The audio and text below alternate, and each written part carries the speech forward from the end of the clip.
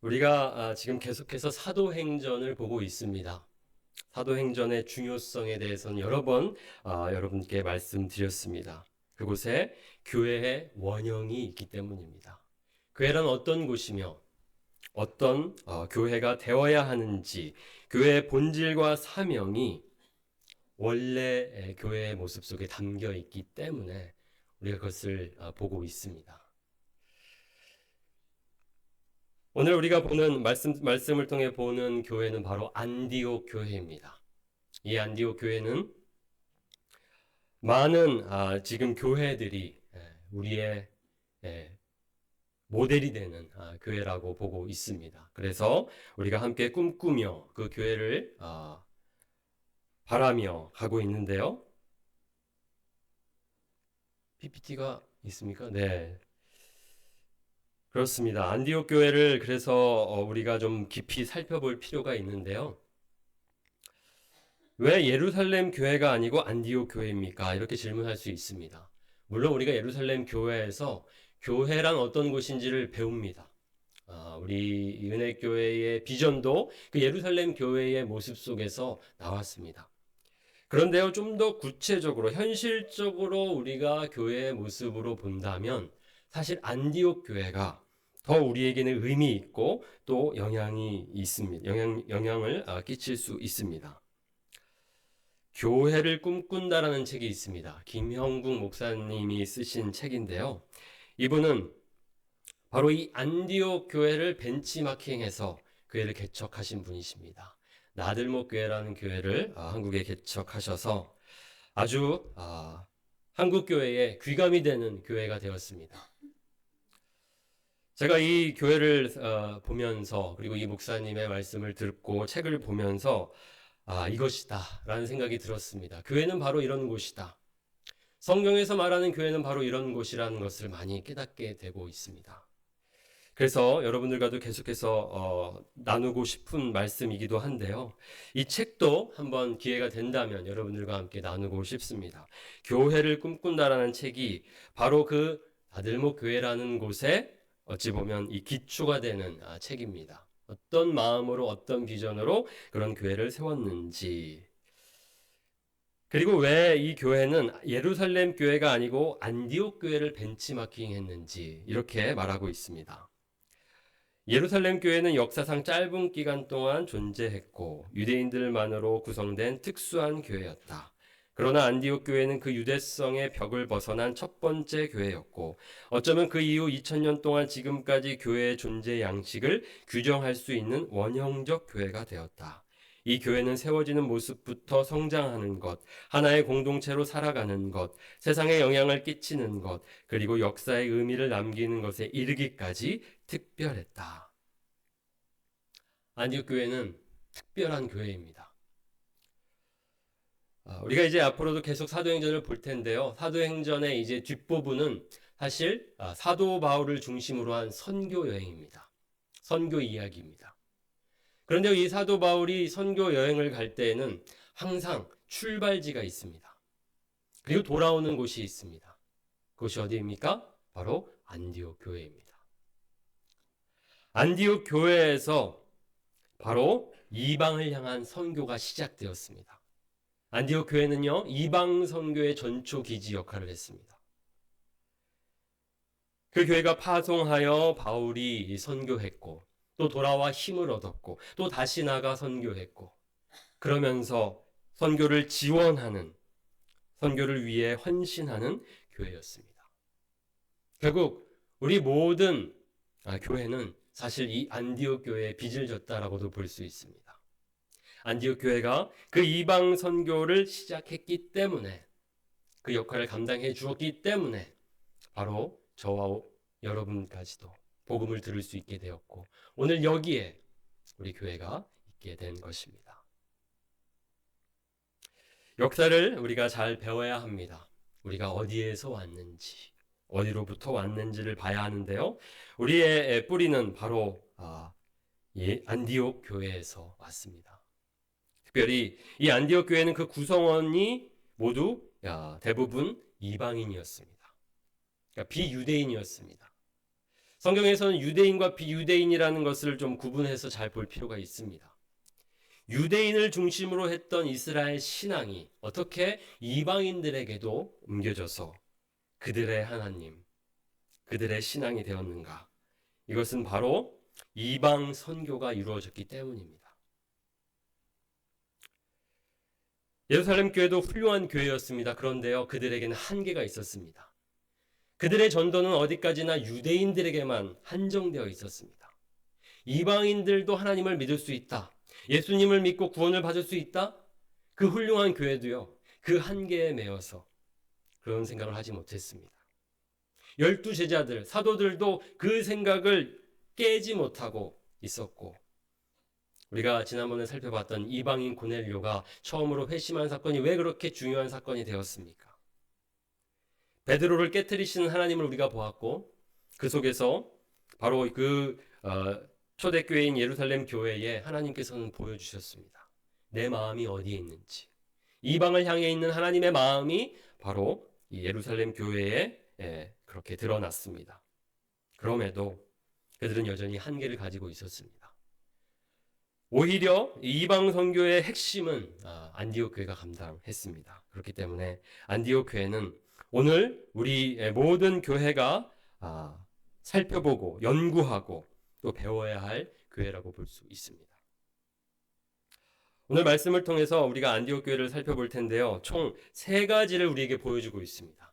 안디옥 교회가 보여주는 3가지. 첫 번째, 하나님의 대본이 보입니다. 그리고 하나님의 방식이 보입니다. 그리고 하나님의 부름이 보입니다. 하나님의 대본이란 말이 무엇입니까? 이것은 하나님께서 역사의 연출자라는 뜻을 여러분들 기억하시기 바랍니다. 하나님께서 이 역사의 감독이십니다. 연출가이십니다. 그렇기 때문에 연출자이신 하나님께는 대본이 있습니다. 이 세상은 어떻게 가야 하는지를 하나님께서는 계획하고 계시고 이미 갖고 계십니다. 그 시나리오가 하나님에게 있습니다. 그 대본을 우리는 바로 안디옥 교회를 통해서 확인할 수 있습니다. 하나님의 꿈이 무엇이며 하나님의 비전이 무엇이고 하나님의 계획이 무엇인지를 바로 이 안디옥 교회를 통해서 확인할 수 있습니다. 그렇기 때문에 안디옥 교회는 바로 그 하나님의 대본, 우리가 꼭 봐야 하는 대본입니다. 그것을 알아야만 우리에게 주어진 역할, 역이라는 것이 있다면 우리의 역할을 잘 소화할 수 있습니다. 오늘 19절, 21절까지의 말씀입니다. 그때 스데반의 일로 일어난 환란으로 말미암아 흩어진 자들이 베니게와 구브로와 안디옥까지 이르러 유대인에게만 말씀을 전하는데 그 중에 구브로와 고레네 몇 사람이 안디옥에 이르러 헬라인에게도 말하여 주 예수를 전파하니 주의 손이 그들과 함께 하심에 수많은 사람들이 믿고 주께 돌아오더라. 이 말씀은요, 바로 안디옥 교회가 어떻게 탄생했는지를 보여주는 말씀입니다. 여기에 보니까요, 유대인들에게만 말씀이 전해지다가 그때에, 어느 때에 되었을 때에 바로 헬라인에게도 복음이 전해지는 것을 볼 수 있습니다. 여기서 말하는 헬라인, 이것은 비유대인을 다 통틀어 이야기할 수 있습니다. 그러니까 유대인들의 입장에서는 이방인입니다. 그전에는 유대인에게만 말씀이 전해졌고 복음이 전해졌는데 이제는 헬라인에게도 이방인에게도 복음이 전해졌다라는 뜻입니다. 그리고 바로 그 가운데에 안디옥 교회가 세워졌습니다. 이방인들을 중심으로 해서. 자, 이 이야기를 보려면요, 우리가 먼저 예수님의 말씀을 기억할 필요가 있습니다. 이 이야기가 나오는 맥락이 있습니다. 이런 역사들이 그냥 우연히 일어나는 것이 아니라 하나님의 계획 속에서 하나님의 대본을 따라 이뤄가고 있다는 것을 우리가 확인할 필요가 있습니다.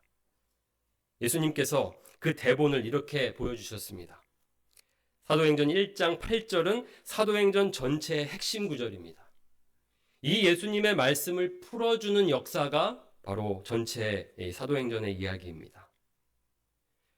사도행전 1장 8절 말씀 우리 함께 읽도록 하겠습니다. 시작. 오직 성령이 너희에게 임하시면 너희가 권능을 받고 예루살렘과 온 유대와 사마리아와 땅끝까지 이르러 내 증인이 되리라.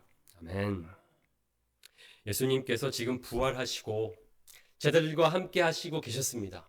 그런데요, 예수님께서 곧 떠나신다라고 예고하십니다. 그러면서 하신 말씀이 내가 떠나지만 너희들에게 성령을 보낼 것이다. 성령이 임하실 것을 약속하셨고 기다리라고 말씀하셨습니다. 그러면 그때 무슨 일이 일어나는지를 지금 말씀하십니다. 성령이 너희에게 임하시면 바로 너희들이 지금까지 보고 들은 나에 대한 모든 것들을 이제 예루살렘과 온 유대아와 사마리아와 땅끝까지 전하게 될 것이다. 그렇게 되리라. 이것은 앞으로 될 일을 그렇게 이미 확정적으로 얘기하신 말씀하신 것입니다. 이것이 바로 사도행전의 대본이며 역사의 대본입니다. 지금도 이루어지고 있는 대본입니다. 예수님께서 이 땅에 오심은, 예수님께서 십자가에 달려 죽으심은 바로 우리를 위한 구원 때문이었습니다. 그런데 그 구원이 단지 예루살렘에 있는 유대인들에게만 주어지는 구원이 아니라는 것입니다. 온 유대아와 사마리아와 땅끝까지 그 구원이 임해야 한다는 것을 예수님께서 말씀하고 계십니다. 그 일을 바로 사도들을 통해서 이루어 가시겠다라고 하십니다. 정확히 이 사도행전을 쓴 누가는 이 예수님의 말씀을 중심으로 바탕으로 이야기를 펼쳐나갑니다. 기록합니다. 그렇게 그 일이 일어났기 때문입니다. 그래서 1장부터 7장을 보면요, 바로 예루살렘에서 전해지는 복음 이야기입니다. 그리고 8장부터 9장까지는요, 온 유대아와 사마리아에 전해지는 복음 이야기입니다. 그리고 10장, 오늘 말씀 11장까지는요, 바로 이방인 고넬료가 회심하는 사건을 시작으로 이제 안디옥 교회가 세워지고 이방 선교가 시작되는 이야기입니다. 정확히 예루살렘과 온 유대아와 사마리아와 땅끝까지 복음이 전해지는 일이 그렇게 일어났습니다. 이것이 바로 하나님의 대본입니다. 하나님이 무엇을 하시는지를 우리가 이해해야 합니다. 그래야 오늘의 의미를, 우리가 해야 할 일이 무엇인지를 알 수 있게 됩니다. 역사적인 맥락 속에서 오늘이 있습니다. 우리는 자꾸만 역사를 잊으려 합니다. 역사와 끊어진 채로 살아가려고 합니다. 이 포스트 모더니즘 시대입니다. 이 포스트 모더니즘 시대의 특징이 무엇입니까? 진리는 없다. 지금까지 우리가 존재하기까지 있어왔던 역사들을 부정하는 것이 특징입니다. 이제부터는 내가 진리다. 내가 정하는 것이 법이며 내가 정하는 것이 답이다. 내가 누구인지는 누구에게 묻지 않을 것이며 나는 내가 누구인지를 내가 정할 것이다. 모두가 자기가 진리라고 주장하는 시대가 되어버렸습니다. 역사는 그 역사를 시작하신 분이 계시고 그 역사를 주관하시는 분이 계십니다. 그것을 부정하고 그 역사적인 맥락을 떠나서 우리가 존재한다는 것은요, 기초를 무너뜨리는 것과 같습니다. 우리는 지금 모래 위에 지은 집을 짓는 것과 비슷하게 살아가고 있습니다.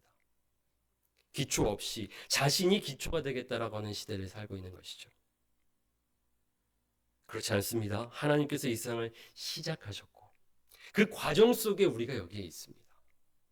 그리고 하나님께서는 무엇을 하시는지, 지금 어디에서 일하시는지 우리는 그것을 이해하고 살아야 합니다.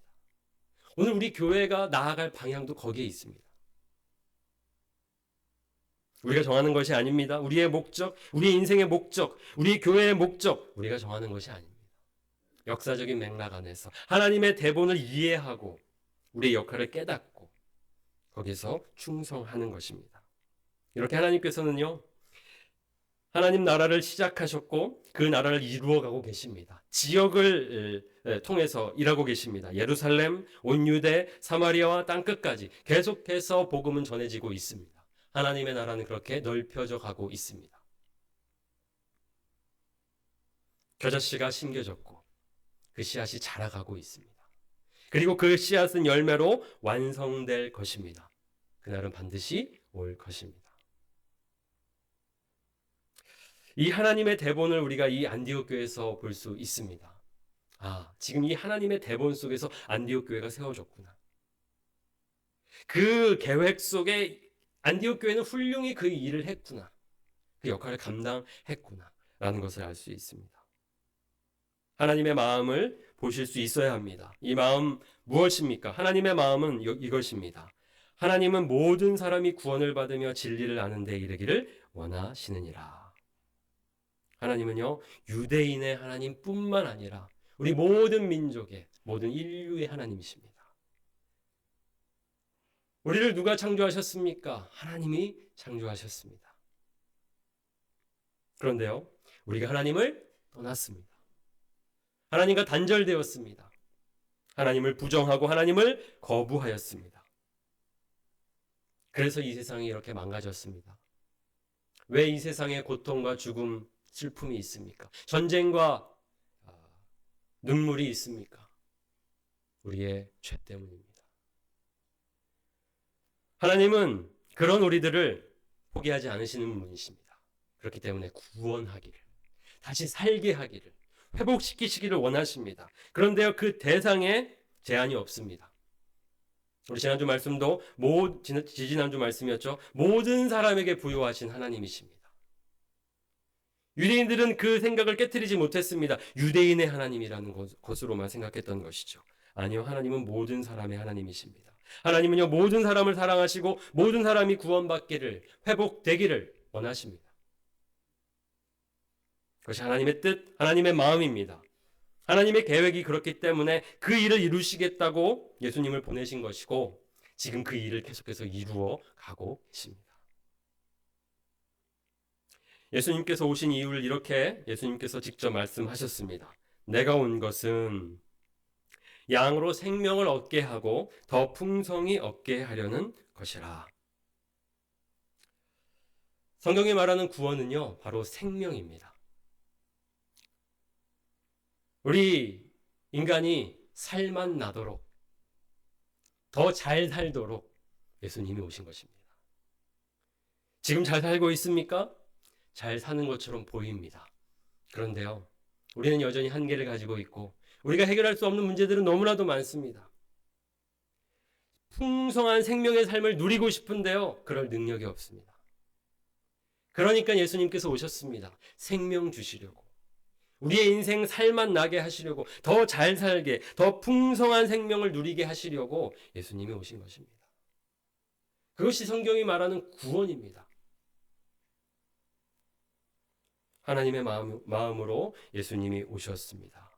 그렇기 때문에 오늘 하나님께서는 모든 사람을 구원하기를 원하시기에 이방 선교를 이제 본격적으로 시작하시기 위해서 안디옥 교회를 이제 플랜팅, 심으신 것입니다.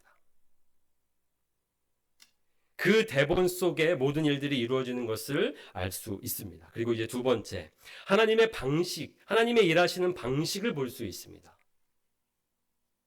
안디옥 교회가 어떻게 세워졌습니까? 라고 보니 여기에 이렇게 나와 있습니다. 그 중에 구브로와 구레네 몇 사람이 안디옥에 이르러 헬라인에게도 말하여 주 예수를 전파하니. 안디옥 교회, 안디옥이라는 지역에 누가 와서 예수님을 그들에게 전했습니까? 구브로와 구레네 몇 사람이라고만 되어 있습니다. 이름이 있습니까? 이름이 없습니다. 무명의 어떤 제자들입니다. 하나님의 방식을 잘 보시기 바랍니다. 하나님은요, 유명한 자들, 유력한 자들을 들어 사용하시는 분이 아니십니다. 이렇게 무명한 자들, 어떻게 성경에도 기록이 되어 있지 않겠습니까? 이렇게 중요한 사람들인데, 안디옥 교회를 세운 사람들인데요, 그런데 성경은 기록하고 있지 않습니다. 그저 구브로와 구레네 몇 사람이, 무명의 사람들이 안디옥 교회에, 안디옥이라는 지역에 복음을 전했고, 구분 없이 유대인뿐만 아니라 헬라인에게도 복음을 전하면서 예수님을 믿게 되었고, 바로 그들의 그 복음 전도 속에 하나님이 함께 하셔서 수많은 사람들이 믿고 죽게 돌아왔습니다. 하나님의 일하시는 방식이 보이십니까? 하나님께서는요, 강한 자들, 저 왕을 선택하셔서 황제를 선택하셔서 그 황제를 통해서 일을 이루실 것 같으신데요. 그렇게 하지 않으셨습니다. 구보로와 구레네 몇 사람, 이름은 없습니다. 그 사람들을 통하여 하나님이 함께 하셔서 바로 안디옥 교회가 세워졌습니다. 얼마나 놀랍습니까? 하나님께서는 그렇게 약한 자들, 자격이 없어 보이는 자들 들어 사용하시는 분이십니다. 여기 또 한 사람이 나옵니다. 자격이 없어 보이는 사람이 나오는데 그는 바로 이름이 사울입니다. 우리에게는 바울로 알려진 사람이죠. 이 안디옥 교회의 목회자는 두 명이었습니다. 바나바와 사울이었습니다. 그런데 처음부터 사울이 온 것은 아니었고요. 먼저 예루살렘 교회가 안디옥의 교회가 세워졌다는 소식을 듣고서 바나바라는 아주 이 성품도 훌륭하고 성령이 충만한 사람을 보내게 됩니다. 그런데 이 바나바가요, 사울을 데려옵니다. 사울이 어떤 사람입니까?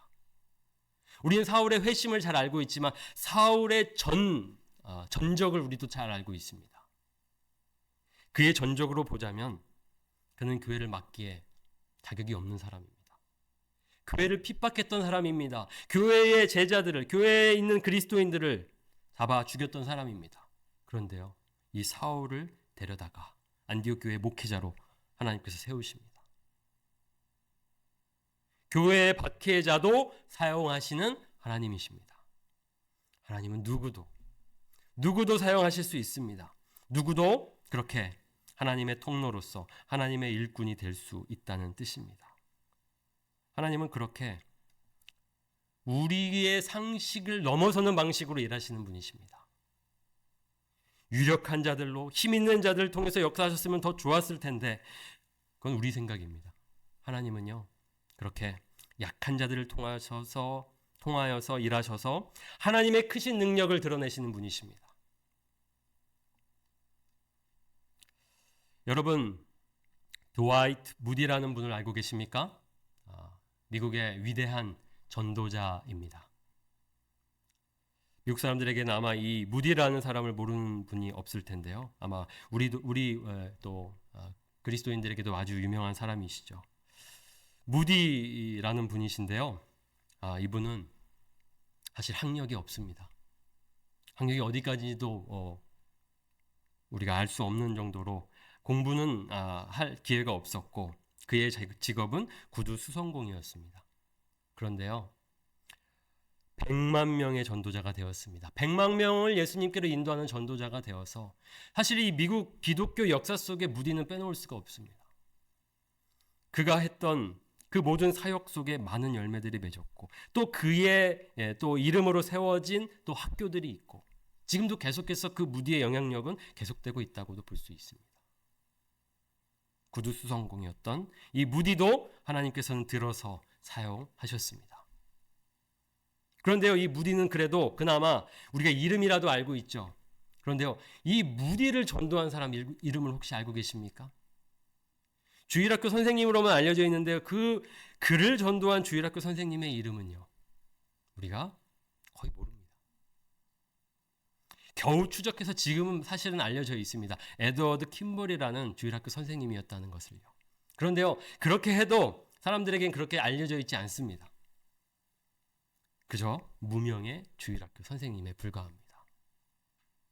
놀랍지 않습니까? 이 주일학교 이 선생님 한 분을 통해서요, 무디가 예수님께로 돌아왔고요, 예수님을 믿게 되었고요, 그 무디를 통해서 이 100만 명의 수백만 명의 사람들이 그의 영향력 아래서 그를 통하여서 주님을 믿게 되었습니다.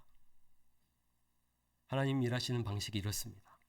무명의 한 사람을 통해서, 자격 없어 보이는 한 사람을 통해서 일하시는 분이십니다. 저 여러분, 하나님께서 들어 사용하실 줄 믿습니다.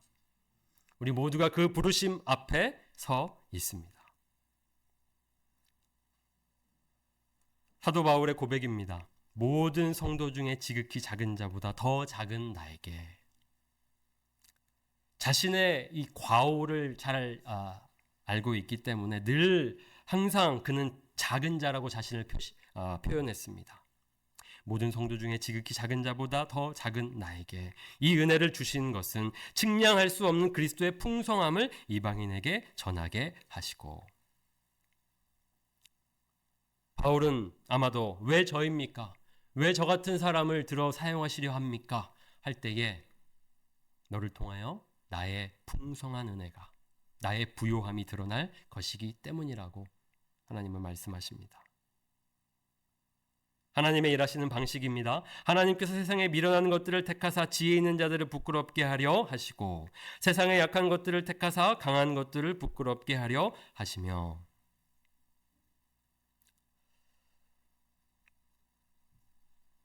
여러분 옆에 계신 한 분 한 분을 다른 눈으로 보셔야 합니다.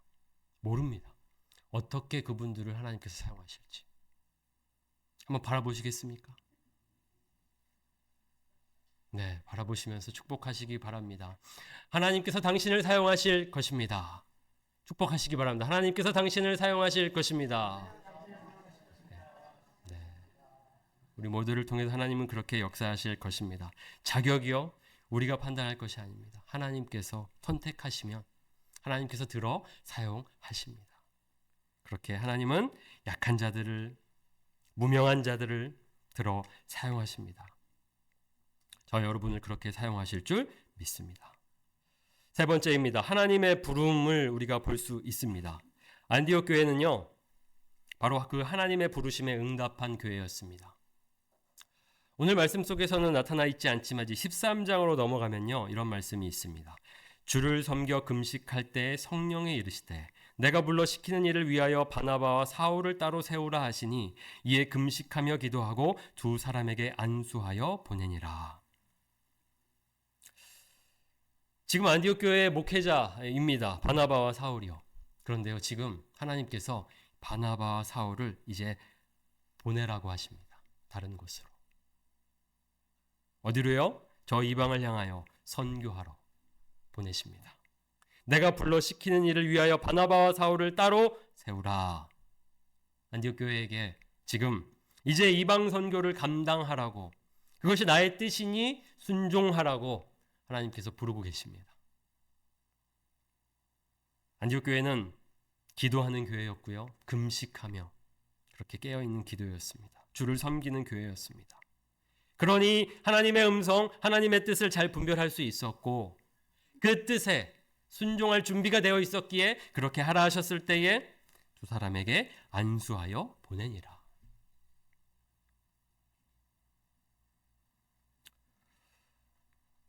안디옥 교회의 바나바와 사울은 매우 중요한 인물이었습니다. 그렇지 않겠습니까? 그들을 통하여서, 그 바나바와 사울을 통하여서 그들은 훈련받고 있었습니다. 양육받고 있었습니다. 그래서 앞으로도 더 이제 함께 하면서 할 일들을 기대하고 있었는데요, 지금 갑자기 이 바나바와 바울을 놓아주라고 하며 보내라고 하고 계십니다. 저를 이제 이곳을 떠나라고 하시면서 어디론가 보내라고 하시는 말씀인 것과 비슷한 것이죠. 여러분 보내시겠습니까? 기쁘게 보내시겠습니까? 아니요. 영적인 리더의 역할이라는 것은 중요합니다. 바나바와 사울은 그런 역할을 감당하고 있었기 때문에 어쩌면 이 말씀을 하셨을 때 거부하고 싶었을 것입니다. 그런데요, 순종했습니다. 부르시면 따르겠습니다. 그런 준비된 자들이었습니다. 그랬기 때문에 바울과 이 바나바와 바울을 통해서 더 많은 지역에 복음이 전해졌고 땅끝까지 복음이 전해졌고 오늘 저와 여러분까지도 복음을 듣게 된 것입니다. 순종했기 때문입니다. 하나님은 그렇게 순종을 통하여, 작은 자들의 순종을 통하여 역사하는 분이십니다. 하나님의 부름을 이해할 수 있어야 하고 그 부르심에 늘 준비되어 있어야 합니다. 하나님의 마음을 가지고 있어야 합니다. 예수님께서 유대인들이 왜 자꾸만 죄인이라고 불려지는 사람에게 예수님이 가느냐라고 이렇게 비난할 때에 예수님께서 하신 비유가 있습니다. 그 유대인들을 놓고 왜 이렇게 하나님의 마음을 모르느냐 하면서 하신 비유인데요, 이런 비유입니다. 너희 중에 어떤 사람이 양 100마리가 있는데 그 중에 하나를 잃으면 99마리를 들에 두고 그 잃은 것을 찾아내기까지 찾아다니지 아니하겠느냐. 잃은 양 그냥 버리고 갑니까? 목자가요? 선한 목자가? 그럴 수 없습니다. 그 잃은 양을 찾아내기 위해서 길을 나서고 그렇게 찾는 것이 목자의 심정입니다. 하나님 아버지의 마음이 그와 같습니다.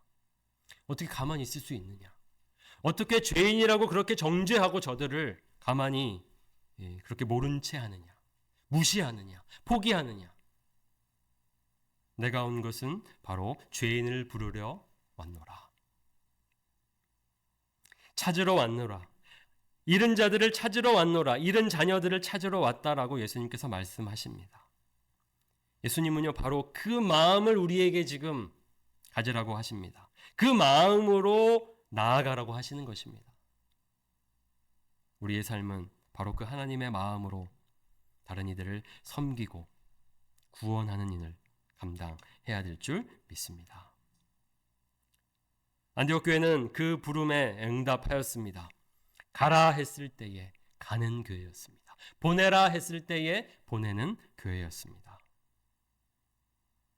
예수님의 말씀입니다. 마지막 우리에게 주신 위임 명령인 것이죠. 너희는 가서 모든 민족을 제자로 삼아라. 아버지와 아들과 성령의 이름으로 세례를 베풀고 내가 너희에게 분부한 모든 것을 가르쳐 지키게 하라. 볼지어다 내가 세상 끝날까지 너희와 항상 함께 있으리라.